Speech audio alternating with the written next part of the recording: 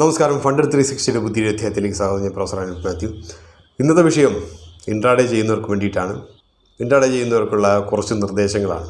ഇത് എന്തുകൊണ്ടാണ് ഇങ്ങനത്തെ ഒരു വീഡിയോ ചെയ്യാമെന്ന് തീരുമാനിച്ചതെന്ന് വെച്ച് കഴിഞ്ഞാൽ, അടുത്ത കുറച്ച് കാലങ്ങളായിട്ട് കുറച്ച് ഇൻട്രാഡേ ചെയ്യുന്നവർ, പ്രത്യേകിച്ച് മാർക്കറ്റ് വോളട്ടിലിറ്റി വളരെ കൂടുതലുള്ളതുകൊണ്ട് പലർക്കും ഇൻട്രാഡേ ചെയ്യാനുള്ള ഒരു പ്രലോഭനങ്ങളുണ്ടാകും.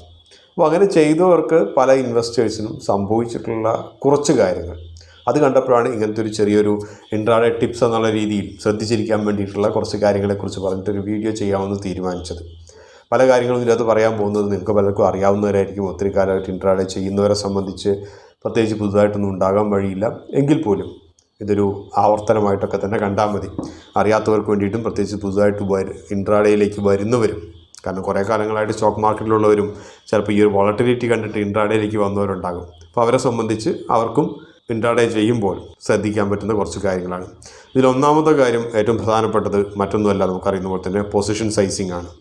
പലപ്പോഴും പലർക്കും വിട്ടുപോകുന്നൊരു കാര്യമാണത്. പക്ഷേ ഏറ്റവും പ്രധാനപ്പെട്ട അതാണ്. അതായത് പൊസിഷൻ സൈസിങ് എന്ന് പറഞ്ഞു കഴിഞ്ഞാൽ, നിങ്ങൾ ഒരു ട്രേഡ് എടുക്കുന്നത് അത് എത്ര വാല്യൂവിന് വേണം എന്നുള്ളതാണ്. ഉദാഹരണമായിട്ട് അതിൻ്റെ ഒരു ഏറ്റവും വലിയ ഫ്ലോപ്പ് എവിടെയാണെന്ന് വെച്ച് കഴിഞ്ഞാൽ ഞാൻ പറയാം. ഒരാൾക്ക് ഒരു 10 ലക്ഷം രൂപ അയാൾ ക്യാപിറ്റൽ ഉണ്ടെന്നിരിക്കട്ടെ, ഞാൻ മാർജിൻ ഇല്ലാത്ത കാര്യങ്ങളാണ് പറയുന്നത്. അപ്പോൾ 10 ലക്ഷം രൂപയ്ക്ക് ഇയാൾ വാങ്ങിക്കണമെന്ന് ഉദ്ദേശിക്കുന്നു. ആദ്യം ഇയാൾ ബ്രോക്കർ എടുത്ത് കിട്ടിയ ടിപ്പോ അല്ലെങ്കിൽ സ്വന്തമായി തീരുമാനിച്ച ഒരു ട്രേഡോ എടുക്കുകയാണെന്നിരിക്കട്ടെ. ആദ്യമായിട്ട് റിലയൻസ് വാങ്ങിക്കുന്നു. റിലയൻസ് അദ്ദേഹം ഒരു 100 വാങ്ങിച്ചു. 100 ഇന്നത്തെ വിലയ്ക്ക് അനുസരിച്ച് ഏകദേശം 2.5 ലക്ഷം രൂപയുടെ അടുത്ത് വരും. അടുത്തതായിട്ട് അദ്ദേഹം ITC വാങ്ങിക്കാൻ തീരുമാനിക്കുന്നു. അപ്പോൾ ITCക്ക് നമുക്ക് പറയുന്ന പോലെ 260 രൂപ, 266 ആ ഒരു റേഞ്ചിലേ ഉള്ളൂ വില. അപ്പോൾ അതും അദ്ദേഹം 100 വാങ്ങിക്കാൻ തീരുമാനിക്കുന്നു. അപ്പോൾ അത് 100 വാങ്ങിക്കുമ്പോൾ ഏകദേശം 25,000 26,000 രൂപയെ വരുന്നുള്ളൂ. അപ്പോൾ സംഭവിക്കുന്നത് എന്താണെന്ന് വെച്ച് കഴിഞ്ഞാൽ, പൊസിഷൻ സൈസിങ് കറക്റ്റ് അല്ലെങ്കിൽ ഒരെണ്ണത്തിൻ്റെ അകത്ത് നഷ്ടം വരികയും മറ്റതിൽ ലാഭം വരികയും ചെയ്യുകയാണെന്നിരിക്കട്ടെ. ഒരേ റിസ്ക് റിവാർഡ് റേഷ്യോയിൽ ഒരെണ്ണത്തിൻ്റെ അകത്തു നിന്നുള്ള ലാഭം മറ്റതിനെ കോമ്പൻസേറ്റ് ചെയ്യാൻ ഉതകുകയില്ല. ഉദാഹരണമായിട്ട് 2 ലക്ഷം രൂപയ്ക്ക് വാങ്ങിച്ച റിലയൻസിൻ്റെ 1% സ്റ്റോപ്പ് ലോസ് വെച്ചിട്ട് നിങ്ങൾ ട്രേഡ് ചെയ്യുകയാണെന്നിരിക്കട്ടെ. അതായത് 2,600 രൂപ സ്റ്റോപ്പ് ലോസ് ട്രിഗർ ചെയ്തു. ITCയും നിങ്ങൾ 100 വാങ്ങിച്ച് അതിന് 1% നിങ്ങൾ സ്റ്റോപ്പ് ലോസ് വെച്ച് കഴിഞ്ഞാൽ അത് 260 രൂപയേ ഉള്ളൂ. അഥവാ നിങ്ങൾക്ക് റിവാർഡ് ചെയ്യപ്പെടുന്നത്, ടാർഗറ്റ് ഹിറ്റ് ചെയ്താൽ പോലും നിങ്ങൾക്ക് ലഭിക്കുന്നത് 520 രൂപയേ ഉള്ളൂ. അപ്പോൾ ഒരെണ്ണം ടാർഗറ്റ് ഹിറ്റ് ചെയ്തു, മറ്റത് സ്റ്റോപ്പ് ലോസ് ട്രിഗർ ചെയ്തു, എന്നിട്ട് പോലും നിങ്ങൾക്ക് ലാഭം ലഭിച്ചില്ല. ഇവിടെയാണ് പൊസിഷൻ സൈസിങ്ങിൻ്റെ പ്രാധാന്യമിരിക്കുന്നത്.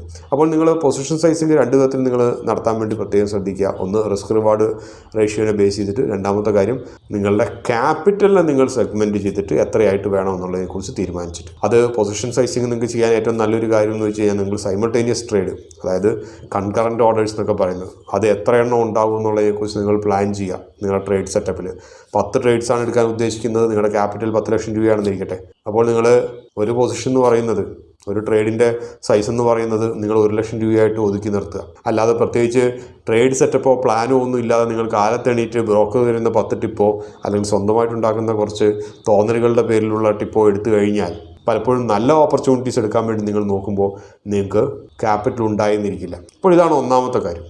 രണ്ടാമത്തെ കാര്യം, റിസ്ക് റിവാർഡ് റേഷ്യോ ആണ്. നിങ്ങൾ എപ്പോഴും ഒരു ഡീസൻ്റ് ആയിട്ടുള്ള റിസ്ക് റിവാർഡ് റേഷ്യോ നിങ്ങൾ സെറ്റ് ചെയ്യുക നിങ്ങളുടെ ട്രേഡ് സെറ്റപ്പിൽ.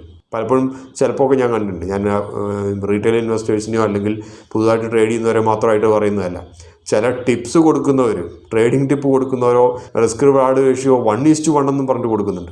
1:1 റിസ്ക് റിവാർഡ് റേഷ്യോയിൽ അതിൻ്റെ പ്രോബബിലിറ്റി, ആ ഒരു ട്രേഡിൻ്റെ പ്രോബബിലിറ്റി ടാർഗറ്റ് ഹിറ്റ് ചെയ്യുന്നത് അത്ര ഹയർ പ്രോബബിലിറ്റി അല്ലെങ്കിൽ 1:1 റിസ്ക് റിവാർഡ് റേഷ്യോ കൊണ്ട് നിങ്ങൾക്കൊരു ട്രേഡ് സെറ്റപ്പ് ഉണ്ടാക്കി ട്രേഡ് ചെയ്യാൻ അധികം കാലം കഴിയില്ല. അപ്പോൾ നിങ്ങൾ റിസ്ക് റിവാർഡ് റേഷ്യോ വളരെ കൃത്യമായി നിങ്ങൾ മനസ്സിൽ വെക്കുക. ഒരു 1:2 ആണ് റിസ്ക് റിവാർഡ് റേഷ്യോ എന്ന് പറഞ്ഞാൽ അതിൻ്റെ അർത്ഥം 100 രൂപയ്ക്ക് വാങ്ങിച്ച ഒരു ഷെയർ, അതിൻ്റെ സ്റ്റോപ്പ് ലോസ് നിങ്ങൾ 1% താഴെ വെക്കുക. അതായത് 99 രൂപയിലെത്തുകയാണെങ്കിൽ, കുറയുകയാണെങ്കിൽ സ്റ്റോപ്പ് ലോസ് ട്രിഗർ ചെയ്യും. അതായത് മാക്സിമം നിങ്ങൾക്ക് 1 രൂപയാണ് നഷ്ടം വരിക ഒരു ഷെയറിൻ്റെ മുകളിൽ. അതേസമയം നിങ്ങളുടെ ടാർഗറ്റ് 102 രൂപയിലേക്ക് വെക്കുക. അതായത് നിങ്ങൾക്ക് ലാഭം ലഭിക്കുകയാണെങ്കിൽ നിങ്ങൾക്ക് 2 രൂപ ലാഭം ലഭിക്കും. നഷ്ടം മാക്സിമം 1 രൂപയേ ഉള്ളൂ, ലാഭം 2 രൂപ ലഭിക്കും. 2 നഷ്ടത്തിലായ ട്രേഡുകൾ മാത്രമേ നിങ്ങളുടെ ഒരു ലാഭത്തിലുള്ള ട്രേഡിനെ ഓഫ്സെറ്റ് ചെയ്യാൻ വേണ്ടിയിട്ട്, ലാഭവും നഷ്ടമില്ലാത്ത രീതിയിലേക്ക് എത്തിക്കാൻ വേണ്ടിയിട്ട് പ്രാപ്തമാവുകയുള്ളൂ. അതാണ് റിസ്ക് റിവാർഡ് റേഷ്യോയുടെയും പൊസിഷൻ സൈസിങ്ങിൻ്റെയും പ്രാധാന്യം. അടുത്തൊരു കാര്യം, മൂന്നാമത്തെ കാര്യം എന്ന് വെച്ച് കഴിഞ്ഞാൽ, ചിലർക്കൊക്കെ അത്ര ആക്സെപ്റ്റ് ചെയ്യണമെന്ന് വലിയ നിർബന്ധമില്ല. ഒന്നാമത്തെ കാര്യം, വളരെ വോളറ്റൈൽ ആയിട്ടുള്ള മാർക്കറ്റിൽ നിങ്ങൾ ട്രേഡ് ചെയ്യാതിരിക്കുക. ട്രേഡ് ചെയ്യാണ്ടിരിക്കുന്നത് പോലും ഒരു ട്രേഡാണ്. കാരണം കാശ് പോകാണ്ട്, ക്യാപിറ്റൽ കയ്യിൽ നിന്ന് പോകാതെ ഇരിക്കുന്നത് പോലും ലാഭകരമായിട്ട് നമുക്ക് കണക്ക് കൂട്ടണം. അപ്പോൾ വളരെ വോളട്ടൈൽ ആയിട്ടുള്ളൊരു മാർക്കറ്റിൻ്റെ അകത്ത് ട്രേഡ് ചെയ്ത് കഴിഞ്ഞാലുള്ളൊരു പ്രശ്നം, നിങ്ങൾക്കൊരു ട്രേഡ് സെറ്റപ്പ് ഉണ്ടെങ്കിൽ പോലും സ്റ്റോപ്പ് ലോസ് പെട്ടെന്ന് ട്രിഗർ ചെയ്ത് പോകും. അതൊന്നാമത്തെ കാര്യം. രണ്ടാമത്തെ കാര്യം, സ്റ്റോപ്പ് ലോസ് ഇല്ലാതെ വെറുതെ വേഗമായിട്ട് ചെയ്യുന്നവരെ സംബന്ധിച്ചാണെങ്കിൽ നിങ്ങൾ വളരെ ഭീമമായ നഷ്ടത്തിലേക്ക് എത്തിപ്പെടാനുള്ള സാധ്യതകൾ കൂടുതലാണ്. അപ്പോൾ അതുകൊണ്ട് ഹൈലി വോളട്ടൈൽ ആയിട്ടുള്ള ട്രേഡ്, അതായത് നിഫ്റ്റി ഒരു 200 പോയിൻറ്റ് അപ്പ് പോവുക, 100 പോയിൻറ്റ് താഴെ പോവുക, വീണ്ടും 250 പോയിൻറ്റ് അപ്പ് പോവുക, ഇങ്ങനത്തെ ഒരു വോളട്ടിലിറ്റി വളരെ കൂടിയൊരു മാർക്കറ്റിൽ ട്രേഡിൽ നിന്ന് മാറി നിൽക്കുന്നത് പോലും നിങ്ങൾക്ക് ലാഭകരമായിട്ടുള്ളൊരു ട്രേഡായിട്ട് തന്നെ കണക്കാക്കണം. നാലാമത്തെ റൂളാണ്, സ്റ്റോപ്പ് ലോസില്ലാതെ ട്രേഡ് ചെയ്യാനേ പോകരുത്. ടാർഗറ്റ് വെച്ചില്ലെങ്കിലും കുഴപ്പമില്ല, സ്റ്റോപ്പ് ലോസ് എങ്കിലും വെക്കണം. ഇല്ലെങ്കിൽ മിക്കവാറും 1-2 ദിവസത്തിനുള്ളിൽ നിങ്ങളുടെ മൊത്തം ട്രേഡ് അല്ലെങ്കിൽ നിങ്ങൾ മാർക്കറ്റിൽ നിന്ന് തന്നെ പുറത്തു പോയേക്കാം. അടുത്തൊരു പ്രധാനപ്പെട്ട പോയിന്റ് എന്ന് വെച്ച് കഴിഞ്ഞാൽ മാർജിൻ ട്രേഡിങ്ങിനെ കുറിച്ചാണ്, ലെവറേജ്. അപ്പോൾ മാർജിൻ ട്രേഡിങ്, മാർജിൻ എടുത്ത് ട്രേഡ് ചെയ്യുന്നത് നല്ലതാണോ എന്ന് ചോദിച്ചു കഴിഞ്ഞാൽ എല്ലാം നല്ല രീതിയിൽ പോകുന്നുണ്ടെങ്കിൽ മാർജിൻ ട്രേഡിങ് നല്ലതാണ്. അല്ലാത്ത രീതിയിൽ, പ്രത്യേകിച്ച് നിങ്ങളൊരു ബിഗിനറോ ഒക്കെ ആണെങ്കിൽ, വലിയ റിസ്ക് എടുക്കാൻ താല്പര്യമില്ലാത്ത ആളാണെങ്കിൽ മാർജിൻ ട്രേഡിങ്ങിന് പോകുന്നത് മിക്കവാറും അതൊരു നിങ്ങളുടെ റിസ്ക് കൂടുന്നൊരു പരിപാടിയാണ്. അപ്പോൾ നിങ്ങൾ അത്ര കോൺഫിഡൻ്റ് അല്ലെങ്കിൽ നിങ്ങൾ മാർജിൻ ട്രേഡിംഗ് ഫെസിലിറ്റി അവൈൽ ചെയ്യാതിരിക്കുക. മറ്റൊരു പ്രധാനപ്പെട്ട കാര്യം നമ്മുടെ ടിപ്സ് പ്രൊവൈഡേഴ്സിനെ കുറിച്ചാണ്. ഇൻട്രാഡേ ടിപ്സ് ഇഷ്ടംപോലെ ആളുകളുണ്ട്, ആയിരക്കണക്കിന് പേരുണ്ട്. അപ്പോൾ ഈ ടിപ്സിൻ്റെ വിശ്വാസ്യത നിങ്ങളെപ്പോഴും ശ്രദ്ധിക്കുക. അഥവാ നിങ്ങളൊരു ടിപ്സ് കാശ് കൊടുത്തിട്ടൊക്കെ സബ്സ്ക്രൈബ് ചെയ്യുന്നുണ്ടെങ്കിൽ പോലും ആദ്യത്തെ ഒരു കുറച്ച് കാലങ്ങളിലേക്ക് നിങ്ങൾ പേപ്പർ ട്രേഡിങ്ങോ അല്ലെങ്കിൽ നിങ്ങളത് ഒബ്സർവ് ചെയ്യുകയോ മാത്രം ചെയ്യുക. മറ്റൊരു കാര്യം പറയാനുള്ളത്, കാശ് കൊടുത്ത് ടിപ്സ് വാങ്ങിക്കേണ്ട വലിയ കാര്യമൊന്നുമില്ല. ഏകദേശം 50% അതിൽ കൂടുതലോ സക്സസ് റേറ്റുള്ള 1:2 റിസ്ക് റിവാർഡ് റേഷ്യോ ഉള്ള ഇൻട്രാഡേ ടിപ്സൊക്കെ മിക്ക ബ്രോക്കേഴ്സും ഫ്രീ ആയിട്ട് തരുന്നുണ്ട്. അത് ഉപയോഗിച്ചാൽ തന്നെ നിങ്ങൾക്ക് ട്രേഡ് ചെയ്യാനുള്ള ഒരു സംവിധാനം ലഭിക്കും. മിക്ക ബ്രോക്കേഴ്സിൻ്റെയും റിസർച്ച് അല്ലെങ്കിൽ അനലിസ്റ്റ് വിങ് എന്ന് പറയുന്നത് വളരെ ക്രെഡിബിളാണ്. അവിടെ റിസർച്ച് ടീമും കുറച്ച് ശക്തമൊക്കെ തന്നെയാണ്. കാരണം ഇല്ലാതെ അധികം കാലം റീറ്റെയിലേഴ്സിനെ കൊണ്ട് ട്രേഡ് ചെയ്യിപ്പിച്ചിട്ട് ആ മേഖലയിൽ നിലനിൽക്കാൻ കഴിയുകയില്ല. എങ്കിൽ പോലും ഇവിടെ PMS കൂടെ ഹാൻഡിൽ ചെയ്യുന്ന പല കമ്പനികളും അവർ ചെറിയ ചെറിയ മാനിപ്പുലേഷനൊക്കെ ചിലപ്പോൾ ചെയ്യാറുണ്ട് എന്നുള്ള ഒരു വസ്തുത ഞാൻ വിസ്മരിക്കുന്നില്ല. മറ്റൊരു കാര്യം, നിങ്ങൾ ട്രേഡ് ചെയ്യുമ്പോൾ എല്ലാ ദിവസവും നിങ്ങളൊരു ലോഗ് ബുക്ക് മെയിൻറ്റെയിൻ ചെയ്യാം. ലോഗ് ബുക്ക് നിങ്ങൾ കയ്യിൽ ബുക്ക് വെച്ചിട്ട് ഇങ്ങനെ എഴുതണം എന്നുള്ളതല്ല പറയുന്നത്, ഏതൊക്കെ വാങ്ങിച്ചു ഇല്ല എന്നുള്ളത്. നിങ്ങളൊരു എക്സൽ ഷീറ്റൊക്കെ നിങ്ങൾക്ക് മാനേജ് ചെയ്യാം. അല്ലാതെ നിങ്ങളൊരു ബ്രോക്കറുടെ ടെർമിനൽ മാത്രം യൂസ് ചെയ്യരുത്. വേറെ ഒന്നും കൊണ്ടല്ല, നിങ്ങളൊരു എക്സൽ ഷീറ്റിൻ്റെ അകത്ത് സ്ക്രിപ്പിൻ്റെ നെയിം, ബൈ പ്രൈസ്, ക്വാണ്ടിറ്റി ഇതൊക്കെ നിങ്ങൾ മാനേജ് ചെയ്യുകയാണെങ്കിൽ നിങ്ങൾക്ക് പരിചിതമായിട്ടുള്ളൊരു ഇൻ്റർഫേസിൽ നിങ്ങൾക്ക് അത് കിട്ടും. ദിവസത്തിൻ്റെ അവസാനം നിങ്ങൾ ഈ ട്രേഡ് ലാഭത്തിലാണെങ്കിലും നഷ്ടത്തിലാണെങ്കിലും എന്തുകൊണ്ട് നഷ്ടത്തിലായി അല്ലെങ്കിൽ ലാഭത്തിലായി എന്നുള്ളതിനെക്കുറിച്ച് ഒരു അവലോകനം നടത്തുന്നത് നല്ലതാണ്. പല ഫണ്ടിൽ പലപ്പോഴും ഫണ്ട് മാനേജേഴ്സൊക്കെ പലപ്പോഴും ഇതൊരു വീക്ക്ലി റിവ്യൂ ആയിട്ടൊക്കെ ചെയ്യാറുണ്ട്. അതേ കാര്യം തന്നെ റീറ്റെയിലേഴ്സിനും ചെയ്യാവുന്നതാണ്. ഫണ്ട്സ് പലപ്പോഴും ഇൻട്രാഡേ ചെയ്യാറില്ലെങ്കിൽ കൂടിയും, പക്ഷേ ഷോർട്ട് ടേം ഇൻവെസ്റ്റ്മെൻറ്റ്സോ അല്ലെങ്കിൽ എക്സിറ്റ് എൻ്റർ പോളിസീസിൻ്റെ ഭാഗമായിട്ടൊക്കെ വീക്ക്ലി റിവ്യൂസൊക്കെ ഉണ്ടാകാറുണ്ടെന്നുള്ളൊരു സത്യമാണ്. അതേപോലത്തെ റീറ്റെയിലേഴ്സിനും ചെയ്യാറുണ്ട്. അപ്പോൾ അതിനകത്ത് കുറച്ച് കാര്യങ്ങളൊക്കെ നിങ്ങൾക്ക് പ്രധാനമായിട്ടും മനസ്സിലാക്കുന്ന ഒരു കാര്യം, നിങ്ങൾ ഏതൊക്കെ സമയത്ത് ട്രേഡ് ചെയ്തപ്പോഴാണ് നിങ്ങൾക്ക് ലാഭത്തിലായത്, ഏതൊക്കെ സമയത്ത് ചെയ്തപ്പോഴാണ് നഷ്ടത്തിലായത്. രണ്ടാമത്തെ കാര്യം, ചിലപ്പോൾ നിങ്ങൾക്ക് ചില സ്റ്റോക്കുകൾ ആ ഒരു പ്രത്യേക സ്ക്രിപ്റ്റിൽ നിങ്ങൾ ചെയ്യുമ്പോൾ മാത്രം നിങ്ങൾക്ക് നഷ്ടമോ അല്ലെങ്കിൽ ചിലപ്പോൾ ലാഭമോ വരുന്നുണ്ടാകും. അതിൻ്റെ അർത്ഥം മറ്റൊന്നുമല്ല, നിങ്ങൾ സ്വന്തമായിട്ട് അനലൈസ് ചെയ്ത് ട്രേഡ് എടുക്കുന്ന ആളാണെങ്കിൽ നിങ്ങൾക്ക് ആ ഒരു പ്രത്യേക സ്റ്റോക്കിൻ്റെ മൂവ്മെൻറ്റ് ട്രാക്ക് ചെയ്യാൻ പറ്റുന്നില്ല എന്നാണ്. നഷ്ടത്തിലാണെങ്കിൽ നിങ്ങൾക്ക് ഒരിക്കലും പറ്റുന്നില്ല, ലാഭത്തിലാണെങ്കിൽ നിങ്ങൾക്ക് കുറേയൊക്കെ പറ്റുന്നുണ്ട് എന്നാണ്. അതിനനുസരിച്ച് നിങ്ങൾക്ക് പിന്നീടുള്ള ട്രേഡ് സെറ്റപ്പുകളും നിങ്ങൾക്ക് മോഡിഫൈ ചെയ്യാൻ കഴിയും. അപ്പോൾ നിങ്ങളുടെ ട്രേഡുകൾ റിവ്യൂ ചെയ്യുന്നത് ഒരു ശീലമാക്കുക. മറ്റൊരു പ്രധാന മിസ്റ്റേക്ക് ഞാൻ പലപ്പോഴും കണ്ടിട്ടുള്ളത്, പ്രത്യേകിച്ച് ബിഗിനേഴ്സ്, ഇൻട്രാഡേയിലും ആവറേജിങ്ങിന് പോകുക എന്നുള്ളതാണ്. ഇൻട്രാഡേയിൽ നമ്മൾ പ്രധാനമായിട്ടും നമ്മൾ ടെക്നിക്കൽസിനെ ബേസ് ചെയ്തിട്ടാണ് നമ്മൾ ട്രേഡ്സ് എടുക്കാറുള്ളത്. ഒരിക്കലും ആവറേജ് ചെയ്യരുത്.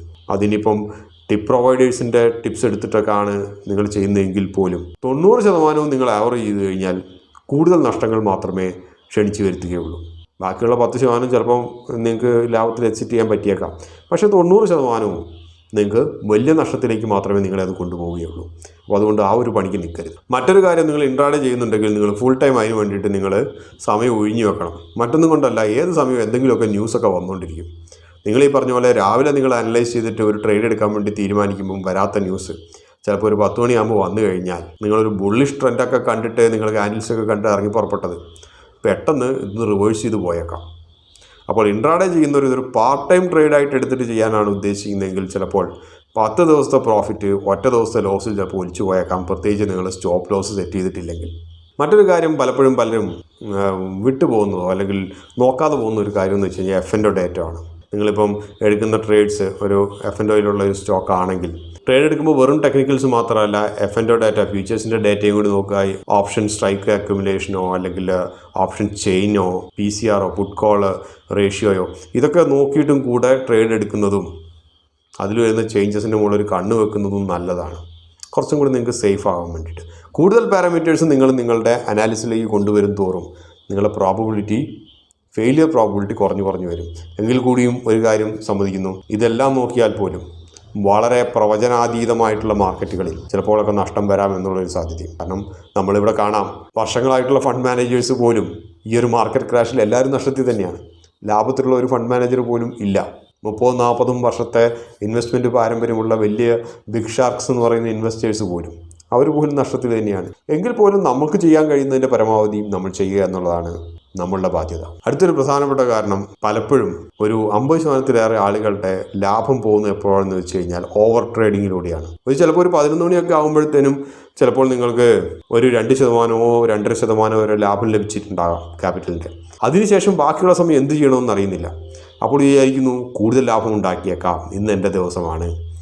പക്ഷേ പിന്നെയുള്ള സമയങ്ങളിൽ ഇരുന്ന് ട്രേഡ് ചെയ്യുമ്പോൾ സംഭവിക്കുന്നത് ഈ 2.5% കൂടാതെ വേറൊരു 5% കൂടെ കയ്യിൽ നിന്ന് പോവുക എന്നുള്ളതാണ് സംഭവിക്കുന്നത്. അപ്പോൾ ഓവർ ട്രേഡ് കൊണ്ട് കൂടുതൽ ട്രേഡ് ചെയ്തിട്ട് അനാവശ്യമായിട്ടുള്ള ട്രേഡുകൾ ചെയ്തിട്ട് നഷ്ടം വരുത്തുന്നതും ഒരു വലിയ പ്രവണതയായിട്ട് പലപ്പോഴും കണ്ടുവരുന്നുണ്ട്. അപ്പോൾ അതിന് ചെയ്യാൻ പറ്റുന്ന ഒരു കാര്യം എന്ന് വെച്ച് കഴിഞ്ഞാൽ നിങ്ങളുടെ ട്രേഡ് സെറ്റപ്പിൽ തന്നെ നിങ്ങൾ എന്ത് ചെയ്യുക, നിങ്ങളൊരു ടാർഗറ്റ് ഫിക്സ് ചെയ്യുക. 2% അല്ലെങ്കിൽ 2.5% അല്ലെങ്കിൽ 1.5% എന്നൊരു ടാർഗറ്റ് ഫിക്സ് ചെയ്യാം. 10 മണിയാകുമ്പോൾ തന്നെ അല്ലെങ്കിൽ 10:30 ആകുമ്പോൾ തന്നെ നിങ്ങളുടെ ടാർഗറ്റ് അച്ചീവ് ചെയ്ത് കഴിഞ്ഞാൽ വേഗം സിസ്റ്റം ഓഫ് ചെയ്തിട്ട് വീട്ടിൽ പോയേക്കാം. വളരെ ലളിതമാണ് കാര്യങ്ങൾ. ബാക്കിയുള്ള സമയം ക്രിക്കറ്റ് കളിച്ചിട്ടോ സിനിമയ്ക്ക് പോയിട്ടോ സമയം കളയാം.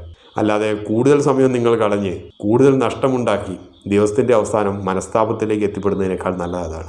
അവസാനത്തെ കാര്യം സൈക്കോളജിയെക്കുറിച്ചാണ് പറയാനുള്ളത്. ലോസ് വരിക എന്ന് പറയുന്നത് ഇൻട്രാഡേയിൽ വളരെ സർവ്വസാധാരണമാണ്. ചെറിയ ലോസൊന്നുമല്ല. ചിലപ്പോൾ നിങ്ങൾ ഒരു ദിവസം 20 ട്രേഡ് എടുത്തിട്ടുണ്ടെങ്കിൽ ചിലപ്പോൾ 20 ലോസായിരിക്കും. ഈ ഒരു ലോസ് കണ്ടിട്ട് മനസ്സ് മടുത്ത് പോകരുത് എന്നുള്ളതാണ് കാര്യം. ലാഭം വരുന്നതിൻ്റെ അത്ര തന്നെ സാധ്യതയുണ്ട്, അഥവാ അതിൽ കൂടുതൽ സാധ്യതയുണ്ട് ലോസ് വരാൻ. അത് ആർക്കാണെങ്കിലും. അപ്പോൾ നഷ്ടങ്ങൾ നിങ്ങൾ പോസിറ്റീവായിട്ട് എടുക്കാൻ വേണ്ടിയിട്ട് ഉള്ളൊരു മനസ്ഥിതി വേണം. ഇല്ലെങ്കിൽ ഇൻട്രാഡേ ട്രേഡുകൾ എന്ന് പറയുന്നത് നിങ്ങളുടെ ആരോഗ്യത്തെയായിരിക്കും ഏറ്റവും അധികം ബാധിക്കുക. ഊണും ഉറക്കവും, രാത്രി ഉറങ്ങുമ്പോഴും ഉറങ്ങാൻ കിടക്കുമ്പോഴും രാവിലെ എണീക്കുമ്പോഴും ദൈവത്തെ ധ്യാനിക്കേണ്ടതിന് പകരം നിങ്ങളുടെ കൂടുതൽ ധ്യാനം നാളത്തെ ട്രേഡിനെ കുറിച്ചോ ഇന്നുണ്ടായ നഷ്ടത്തെക്കുറിച്ചോ ആയിരിക്കും. അതുകൊണ്ട് ബ്രെയിൻ വളരെ കൂളാക്കി വെച്ചിട്ട് സന്തോഷത്തോടുകൂടി നഷ്ടങ്ങൾ ഏറ്റുവാങ്ങുക. അതായിരിക്കും നിങ്ങൾക്ക് ദീർഘകാലം ട്രേഡ് ചെയ്യാൻ ഏറ്റവും അനുയോജ്യമായിട്ടുള്ളത്. ഇതോടുകൂടി ഈ ഒരു അധ്യായം ഇവിടെ അവസാനിക്കുകയാണ്. മറ്റൊരു അധ്യായത്തിൽ നമുക്ക് വീണ്ടും കാണാം. അതുവരെ നന്ദി, നമസ്കാരം.